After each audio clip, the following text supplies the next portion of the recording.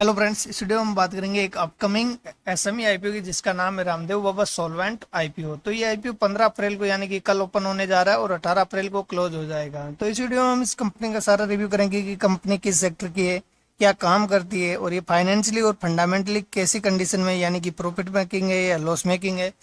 और उसके बाद में बात करेंगे इसकी घर मार्केट में क्या डिमांड चल रही है, जिससे हमें लिस्टिंग एंड का अंदाजा मिलेगा। तो बने रहिए वीडियो के लास्ट तक। सबसे पहले बात करते हैं इसकी डिटेल की। तो इसका फेस वैल्यू रखा गया 10 रुपीज पर शेयर। इसका प्राइस बैंड रखा गया 80 रुपये से 85 रुपये और इसकी लॉट साइज रखी गई है 1600 शेयर की। और ये कंपनी टोटल इश्यू लेके आ रही है 50.27 करोड़ का, जो कि सारा का सारा फ्रेश इश्यू है। और इस आईपीओ की लिस्टिंग होगी एनएसई एसएमई पर। अब बात करते हैं कि कंपनी करती क्या है, यानी कि किस सेक्टर की कंपनी है। तो ये कंपनी 2008 में स्थापित हुई, यानी कि अपने सेक्टर का इसको काफी अच्छा एक्सपीरियंस हो गया है। और ये कंपनी भौतिक रूप से परिष्कृत चावल की भूसी के तेल का उत्पादन और इसका वितरण करती है। यानी कि जो चावल की भूसी होती है उससे तेल को निकाल के ये सप्लाई करती है। और company mother dairy fruits and vegetable private limited और मेरिको लिमिटेड, जो कि ऑलरेडी मार्केट में लिस्टेड है, इन जैसी एफएमसीजी कंपनियों को चावल की भूसी के तेल का निर्माण और वितरण करती है। यानी कि सिर्फ इसी तेल की सप्लाई करती है। और इसका उत्पादन की दो सुविधाएं उपलब्ध है, एक महादुला में और दूसरी महाराष्ट्र राज्य के नागपुर में ब्रह्मपुत्री में स्थित है। ओवरऑल देखें तो इसका सेक्टर भी काफी बढ़िया है, इसकी फ्यूचर में भी डिमांड अच्छी रहने वाली है। तो सेक्टर डिमांडिंग है। अब बात करते हैं कंपनी की फाइनेंशियल कंडीशन कैसी है, यानी कि प्रॉफिट मेकिंग है या लॉस मेकिंग है। तो सबसे पहले बात करें एसेट की, तो 2022 में एसेट था 13,134 लाख, जो 2023 में बढ़कर 19,062 लाख हुआ। और पहले 2024 के पहले 3 क्वार्टर में इसका एसेट हुआ 20,341 लाख। रेवेन्यू की बात करें तो 2023 में इसने 70,433 लाख का रेवेन्यू जनरेट किया और फर्स्ट 3 क्वार्टर में 46,569 लाख का ये रेवेन्यू जनरेट कर चुकी है। प्रॉफिट आफ्टर टैक्स की बात करें तो 2022 में 659 लाख का प्रॉफिट जनरेट किया और 2023 में ये लगभग डबल होकर 1300 लाख का प्रॉफिट जनरेट किया है। और फर्स्ट 3 क्वार्टर में इसने 828 लाख का प्रॉफिट जनरेट किया है। नेटवर्थ की बात करें तो 2022 में 3483 लाख थी, जो 2023 में बढ़कर 4783 लाख हो गई। रिजर्व की बात करें तो 2022 में 3024 लाख थे, जो 2023 में बढ़कर 4324 लाख हो गए। और फर्स्ट 3 क्वार्टर में ये और बढ़कर 5235 लाख हो गए। बोरोइंग की बात करें तो 2022 में 6485 लाख थी, जो 2023 में बढ़कर 9922 लाख हो गई।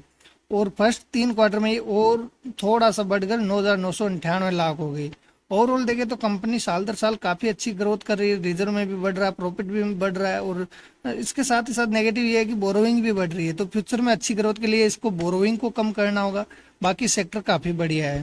अब बात करते हैं इसके की इंडिकेटर की, तो इसका अर्निंग पर शेयर वैल्यू निकल के आता है 5 का और पी रेशियो 17 का, जो कि काफी बढ़िया है। और आरओसी है 10% की, जो कि थोड़ी कम है, ठीक ठाक ही है। और डेप्ट जैसे कि हम पहले बात कर चुके हैं, डेप्ट इसके ऊपर ज्यादा है।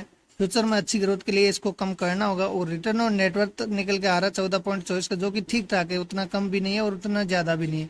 ओवरऑल देखे तो फंडामेंटली ये कंपनी ठीक ठाक ही नजर आ रही है, उतनी ज्यादा स्ट्रांग भी नहीं है और उतनी हल्की भी नहीं है। तो ठीक ठाक कंपनी है, एवरेज।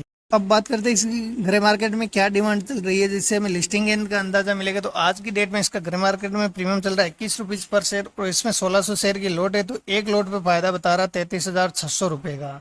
और परसेंटेज वाइज देखे तो लगभग 25% का रिटर्न मिलने की उम्मीद है, जो कि एक एसएमई आईपीओ के लिए हमें सेफली अप्लाई करने के लिए काफी कम है।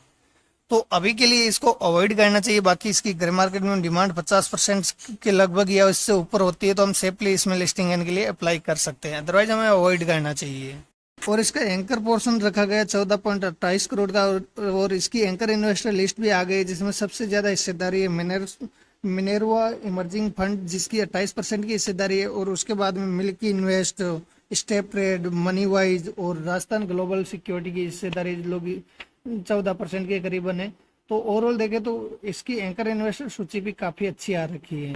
और ये कंपनी जो आईपीओ से पैसा जुटा रही है उनका यूटिलाइज करेगी अपनी बोरोइंग को कम करने में और एक नई मैन्युफैक्चरिंग फैसिलिटी स्टेब्लिश करने के लिए इन पैसों का यूटिलाइज करेगी। यानी कि आईपीओ का पैसा भी काफी अच्छी जगह यूटिलाइज होगा। और बात करें लॉट साइज की, तो रिटेल कैटेगरी में मिनिमम और मैक्सिमम एक लॉट के लिए अप्लाई कर सकते हैं, जिसके लिए 1600 शेयर के लिए अप्लाई करना होगा और इसके लिए 1,36,000 रुपये हमें इन्वेस्ट करना पड़ेगा। और एचएनआई कैटेगरी में मिनिमम 2 लॉट के लिए अप्लाई करना होगा। अब बात करें आईपीओ की रिजर्वेशन की, तो क्यूआईबी के लिए 50% रिजर्व रखा गया है, रिटेल के लिए 35% रिजर्व रखा गया है और एनआईआई एचएनआई के लिए 15% रिजर्व रखा गया है। अब बात करें इसके अलॉटमेंट की, तो इसका अलॉटमेंट आएगा 19 अप्रैल को, रिफंड होगा 22 अप्रैल को और इस आईपीओ की लिस्टिंग होगी 23 अप्रैल को। अब फ्रेंड, हमने इस कंपनी का सारा रिव्यू कर लिया है, कंपनी किस सेक्टर की है, क्या काम करती है, फाइनेंशियली और फंडामेंटली कैसी कंडीशन है और इसकी ग्रे मार्केट में क्या डिमांड चल रही है। तो फाइनल हमें डिसीजन लेना है कि इस आईपीओ में अप्लाई करना है या अवॉइड करना है। तो अभी तक के हिसाब से इसमें 25% का रिटर्न मिलने की उम्मीद है, जो कि एक एसएमई आईपीओ के लिए बहुत कम माना जाता है। तो इसमें अभी सेफली अप्लाई करने के लिए हमें अवॉइड करना चाहिए और इसकी डिमांड अगर 50% के करीबन हो जाती है तो हम इसमें सेफली लिस्टिंग के लिए अप्लाई कर सकते हैं। बाकी फाइनल डिसीजन आप अपनी रिसर्च करने के बाद ही लेना, क्योंकि ऐसे में अभी बहुत ज़्यादा रिस्की होते हैं, इनमें कभी कभी लोअर सर्किट भी लग जाते हैं और जितना प्रॉफिट दिख रहा है इनमें उतना ही मतलब लॉस की संभावना भी रहती है। तो फाइनल डिसीजन अपनी रिसर्च के बाद ही लेना। और आईपीओ के अलॉटमेंट के चांस बढ़ाने के लिए आप फैमिली मेंबर के डीमेट अकाउंट खोल सकते हो जरोधा और अपस्टॉक पे, जिसका लिंक मैंने डिस्क्रिप्शन में दे रखा है। और फ्रेंड, वीडियो अच्छा लगा तो वीडियो को लाइक कीजिए, चैनल को सब्सक्राइब कीजिए, साथ में बेल आइकन को भी ऑन कर दीजिए ताकि हमारे वीडियो का नोटिफिकेशन आपको मिलता रहे। धन्यवाद।